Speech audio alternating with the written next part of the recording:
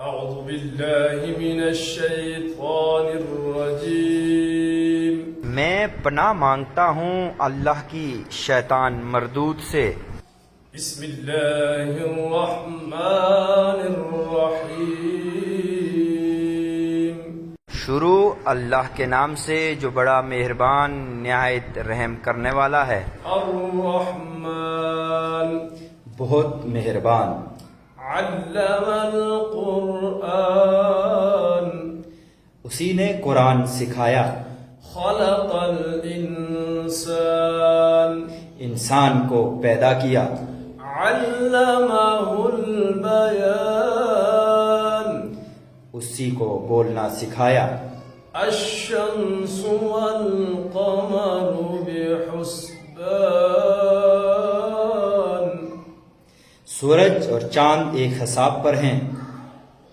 والنجم والشجر يسجدان اور ستارے اور درخت سجدہ کرتے ہیں۔ والسماء رفعها ووضع الميزان اور آسمان کو اونچا کیا اور ترازو قائم کی۔ ألا تطغوا في الميزان تاکہ تم ترازو میں زیادتی نہ کرو۔ وأقيموا الوزن بالقسط ولا تخسروا الميزان اور انصاف کے ساتھ تول پورا کرو اور ترازو میں کمی نہ کرو۔ والأرض وضعها للأنام اور زمین کو مخلوق کے لیے بچھا دیا۔ فيها فاكهة والنخل ذات الأكمام اس میں پھل اور خوشے والے کھجور کے درخت ہیں۔ والحب ذو العصف والريحان اور بوسے والا اناج اور خوشبودار پودے ہیں۔ فبأي آلاء ربكما تكذبان پس تم اپنے رب کی کون کون سی نعمتوں کو جھٹلاؤ گے؟ خلق الإنسان من صلصال كالفخار انسان کو بجنے والے سوکھے گارے سے بنایا۔ وخلق الجان من مارج من نار اور جن کو شعلہ مارتی آگ سے بنایا۔ فبأي آلاء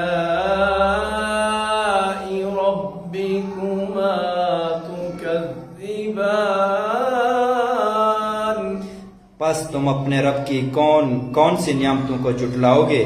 رب المشرقين ورب المغربين وہی دو مشرقوں اور دو مغربوں کا رب ہے۔ فبأي آلاء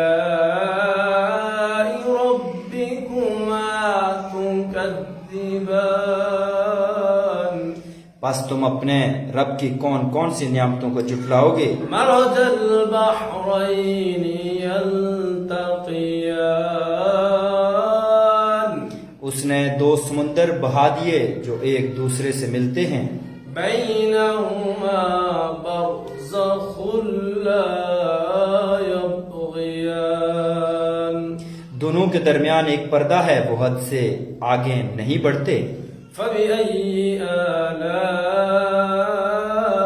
ربكما تكذبان پس تم اپنے رب کی کون کون سی نعمتوں کو جھٹلاؤ گے؟ يخرج منهما اللؤلؤ والمرجان ان دونوں سے موتی اور مونگا نکلتا ہے۔